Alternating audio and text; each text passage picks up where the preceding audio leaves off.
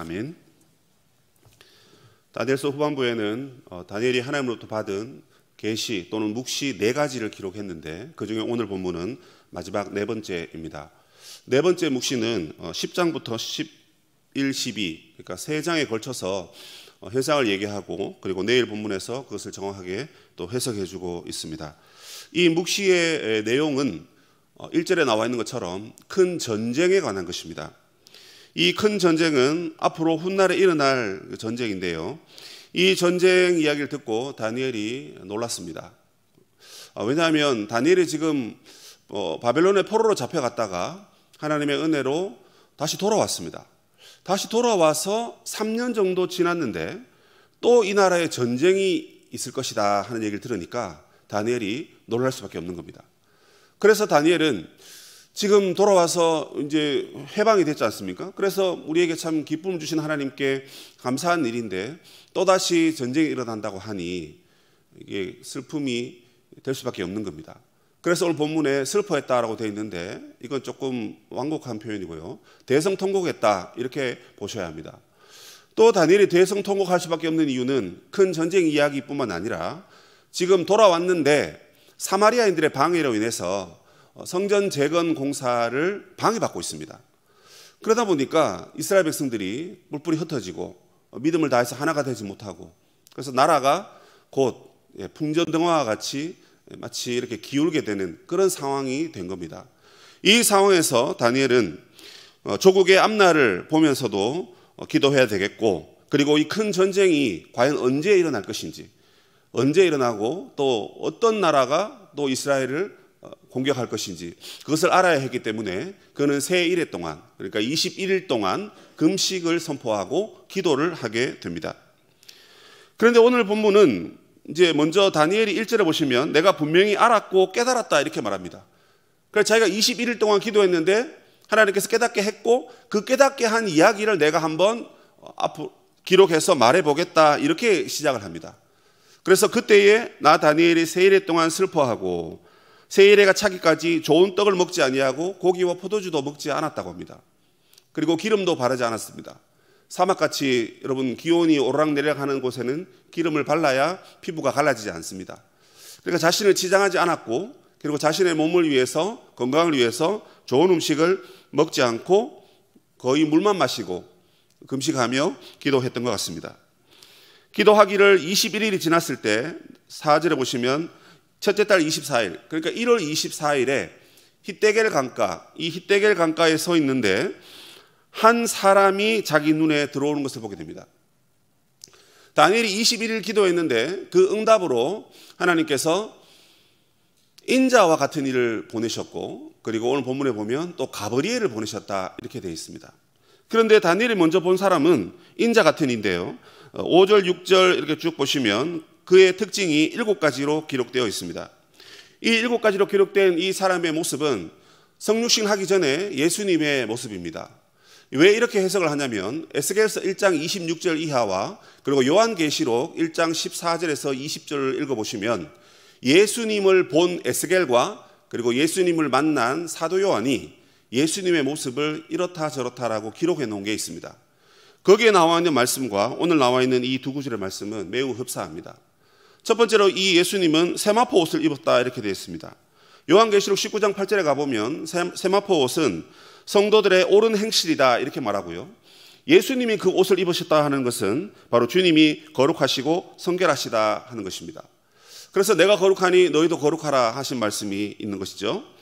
허리에는 우바스 순금띠를 띠셨습니다. 우바스라는 것은 지역 이름입니다. 그 지역이 유명한 것이 뭐냐면 순금입니다. 그런데 이 순금을 허리로 띠를 띠었다 하는 것은 왕권을 상징합니다. 예수님이 만왕의 왕이시라는 거죠. 그리고 몸이 황옥 같다 이렇게 되어 있습니다. 황옥은 보석입니다. 그런데 이 보석이 나무의 노란색 그 보석 색깔을 입힌 것을 생각하면 됩니다. 그런데 그 몸이 황옥 같다 하는 것은 인성에 신성을 다한 것이다 이렇게 학자들이 해석을 합니다. 얼굴은 번갯빛입니다. 하나님의 임재를 상징하는데 심판하시는 하나님의 임재입니다. 눈은 횃불 같습니다. 모든 것을 꿰뚫어 보시는 주님의 눈이십니다. 정확한 심판을 위해서 주님이 모든 것을 다 보고 있다 하는 것이죠. 그리고 그 팔과 발은 빛난 놋과 같은데 이 놋은 강함을 상징하고 위엄과 능력과 권능을 상징합니다. 그러니까 이 팔과 발로 모든 것을 부수고 심판하신다는 것을 보여줍니다. 그리고 그의 말소리는 무리의 소리, 군대의 함성 소리와 같다 해서 아무도 그의 말을 거역할 수 없다 하는 것을 보여줍니다. 다니엘이 이 주님의 모습을 보았을 때 그는 놀랐습니다. 많은 사람들은 주위에 몇몇 사람들이 있었는데 다른 사람들은 그 주님의 모습을 보지 못했습니다. 그대로 환상을 보지 못했지만 그 주님의 임재 앞에서 놀라서 떨고 그리고 성경에 보면 도망했다 이렇게 되어 있습니다. 그런데 다니엘은 몸에 힘이 빠져서 쓰러졌습니다. 그런데 9절에 보시면 내가 그의 음성을 들었는데 얼굴을 땅에 대고 깊이 잠들었다. 일종의 입신 현상인 것 같습니다. 그러니까 주님의 임재 앞에서 에스겔도 그랬고 사도 요한도 그랬고 바울이라든지 여러 주님을 만난 사람이 있지 않습니까? 그 모든 사람들이 주님의 영광에 압도되어서 다들 그냥 쓰러져 버렸습니다. 다니엘이 지금 그렇게 쓰러지고 있는 것입니다. 그러니까 기도의 응답으로 주님이 오셔가지고 이 큰 전쟁에 관해서 아마 이야기를 하시려고 한 것 같아요. 그런데 그 영광에 압도되어서 지금 다니엘이 쓰러진 겁니다. 그런데 그 다음 10절에 보면 한 손이 갑자기 나오더니만 자기를 어루만졌다 이렇게 되어 있습니다. 이 한 손은 분명히 이 위에 있는 이 7가지 모습을 갖고 있는 분과는 다른 존재입니다. 그 존재는 가브리엘입니다. 이 가브리엘 천사가 다니엘에게 두 번째로 방문을 했습니다. 그리고 이렇게 말하죠. 얼굴을 만지고 그 다음에 무릎과 손바닥을 땅에 닿게 일으켜서, 그러니까 여러분 엉거주춤하게 그냥 무릎 꿇고 손바닥 짚는 이런 모습으로 일어난 겁니다. 뭐라 그럽니까? 큰 은총을 받은 사람아 이렇게 얘기합니다. 이 표현은 이미 앞에서 나왔던 표현입니다. 그때도 가브리엘이 딱 이 얘기를 했습니다. 세상의 수많은 사람 가운데 너야말로 큰 은혜를 받은 자다. 왜냐하면 환상을 보았고 그리고 환상에 대한 해석을 지금 들을 것이기 때문에 가브리엘 천사는 그에게 이렇게 말한 것입니다. 내가 네게 보내심을 받았다 이렇게 되어 있습니다.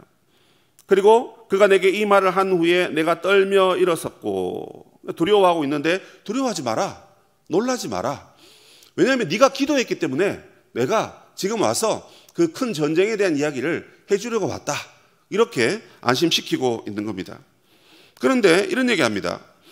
큰 전쟁을 깨달으려고 내가 네게 보냄을 받아왔는데 네가 이미 하나님 앞에서 스스로 겸비하기로 결심하던 첫날부터 응답을 받았다 이렇게 얘기합니다. 이 말은 여러분 우리가 1월 24일 날 응답을 받았다면 보통 여러분 1월 1일부터 이 유대인들이 유월절을 보내지 않습니까? 유월절이 여러분 애국으로부터 이스라엘 백성들이 해방한 그 절기를 지키는 겁니다.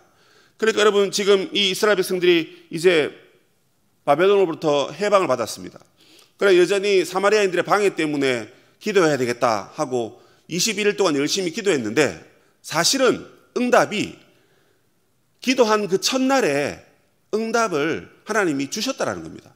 그러면 그날 가브리엘이 다니엘에게 와야 되는데 내가 그날 못 왔다 이렇게 얘기합니다.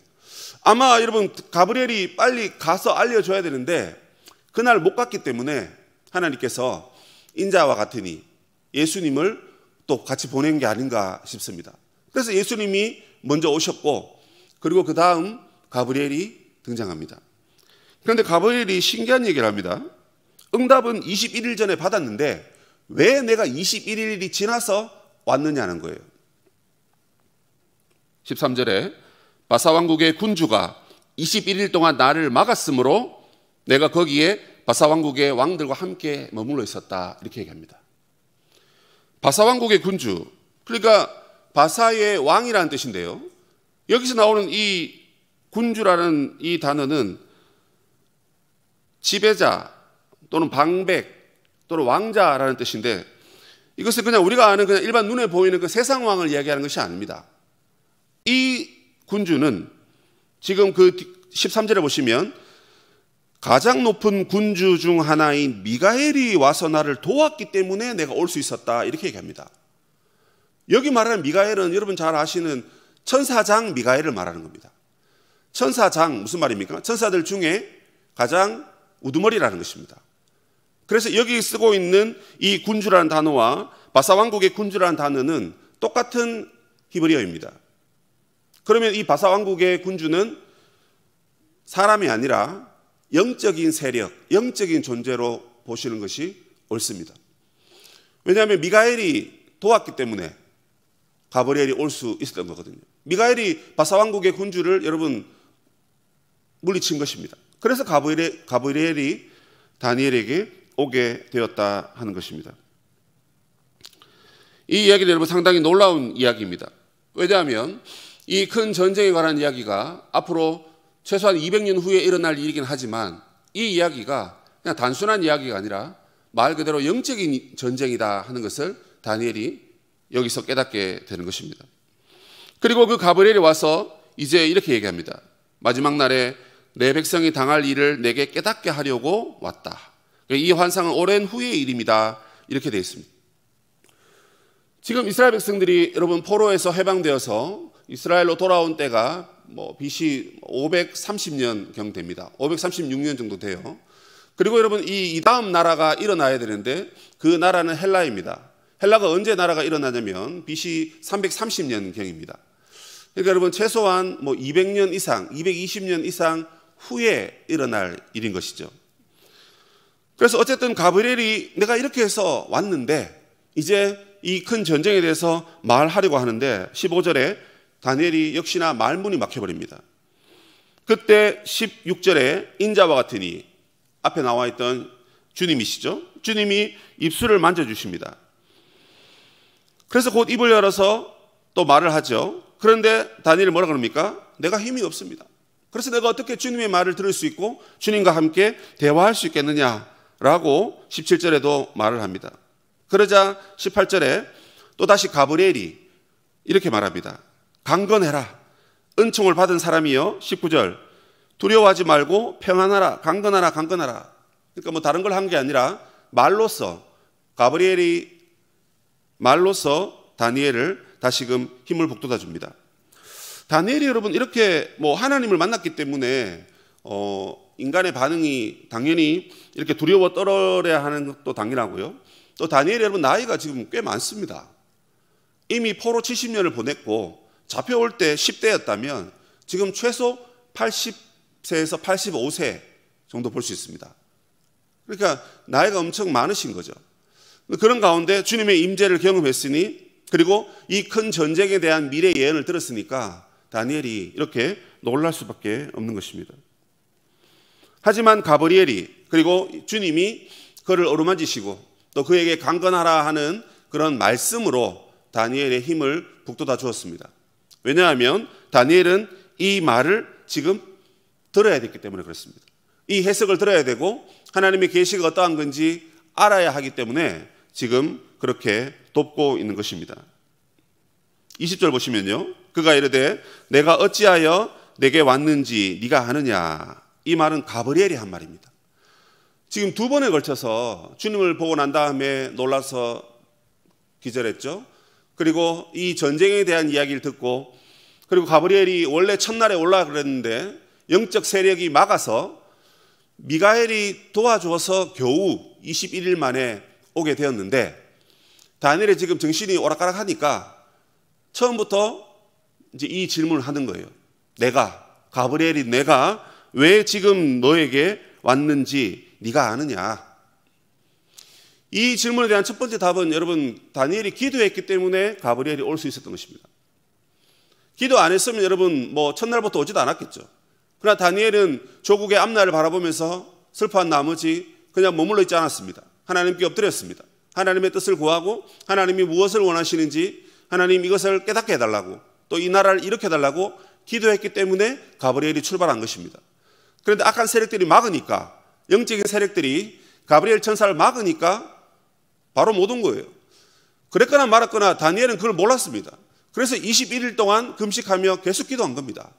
그 기도의 결과로 하나님께서 미가엘 천사장을 보내어서 가브리엘을 도와줬기 때문에 가브리엘이 지금 다니엘에게 올 수 있었던 것입니다. 그리고 가브리엘이 와서 하는 말은 이 말입니다. 이제 내가 돌아가서 바사 군주와 싸우려니와 내가 나간 후에는 헬라의 군주가 일 것이라 이 말을 합니다. 자, 유대가 여러분 이스라엘 백성들이 이 큰 전쟁을 겪게 될 것은 먼 훗날의 이야기입니다. 그런데 그게 지금 이 나라 바사 제국이 있는 동안에 일어날 일이 아니라 바사 제국이 멸망한 다음 헬라 제국, 정확하게 성경이 말하고 있잖아요. 헬라 제국이 일어나고 그 헬라 제국 가운데 어떤 한 왕이 유대인들을 괴롭히고 핍박하는 그 마지막 시대의 이야기를 지금 들려준 것입니다. 그리고 21절에 내가 먼저 진리의 글에 기록된 것으로 내게 보이리라. 나를 도와서 그들을 대항할 자는 너희의 군주 미가엘뿐이라. 미가엘이 도왔기 때문에 21일 만에 왔고, 그리고 이 바사의 악한 왕들과 악한 그 영적 세력들과 싸울 때도 미가엘 천사가 도와주면 이제 가브리엘은 자기는 승리하게 된다 하는 것을 얘기하는 거죠.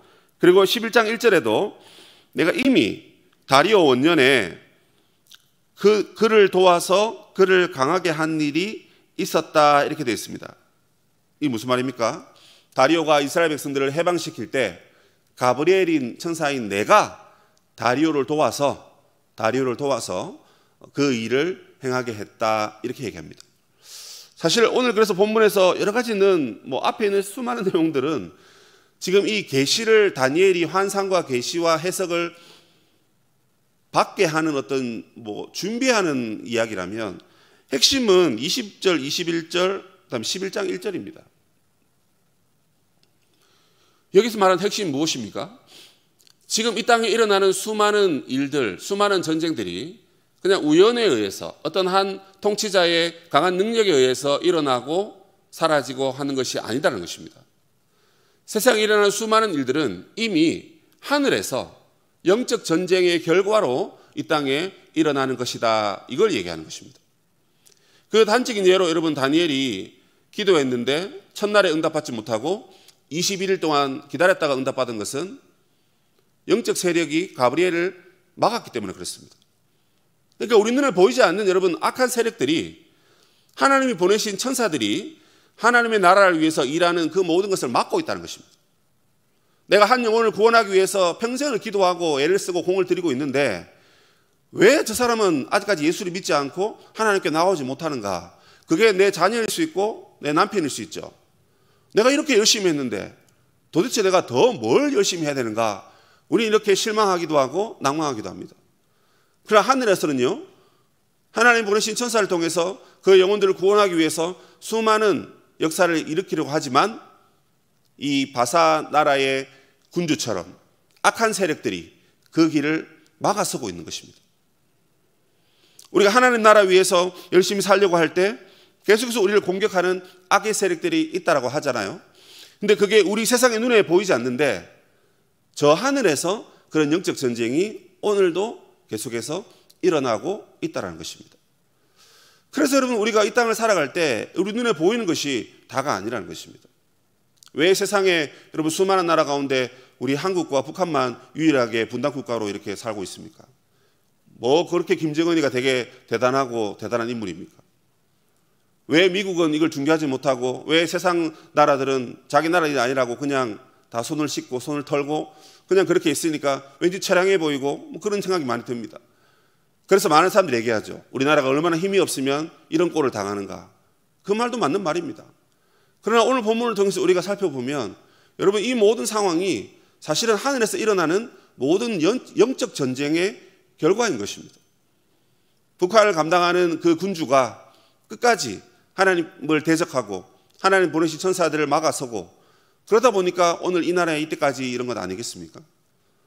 물론 이렇게 여러 가지 해석이 있겠지만 그런 생각을 해봅니다. 여러분 우리 눈에 보이는 것이 이제 다가 아니라는 것을 알아야 됩니다. 우리 눈에는 전쟁으로 보이지만 보이지 않는 여러분 영적 전쟁이 세상에 존재합니다. 그걸 깨달았을 때 여러분 우리가 기도 안 하고 살 수 있을까요? 영적 전쟁의 결과로서 하늘의 영적 전쟁의 결과로서 이 땅의 삶이 여러분 결정된다는데 그러면 여러분 우리가 그냥 가만히 있으면 될까요? 그냥 기도 대충 설렁설렁 해도 될까요? 안 된다고 생각합니다. 우리의 싸움은 혈과 육에 대한 것이 아니고 정사와 권세와 어둠의 주관자들과 세상의 악한 영들과 하는 것이다라고 에베소서에도 그렇게 말하고 있지 않습니까? 여러분, 우리가 그러므로 더 깨어 기도해야 된다는 것을 성경에서 오늘 우리는 발견할 수 있습니다. 기도할 때 하나님이 천사를 보내어서 전쟁을 이기게 하고 하나님의 뜻이 이루어지게 하고 하나님의 나라가 이 땅에 서게 하는 것입니다. 응답받지 못했던 그 기도도 하나님이 때가 되면 기도했기 때문에 응답해 주시는 것을 우리는 오늘 본문을 통해서 확인할 수 있었습니다.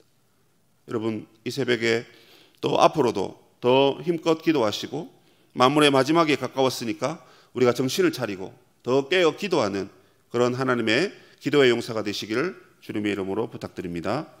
하늘에 계신 우리 아버지, 아버지의 이름을 거룩하게 하시며 아버지의 나라가 오게 하시며 아버지의 뜻이 하늘에서와 같이 땅에서도 이루어지게 하소서. 오늘 우리에게 일용할 양식을 주시고 우리가 우리에게 잘못한 사람을 용서하여 준 것 같이 우리 죄를 용서하여 주시고 우리를 시험에 빠지지 않게 하시고 악에서 구하소서. 나라와 권능과 영광이 영원히 아버지의 것입니다.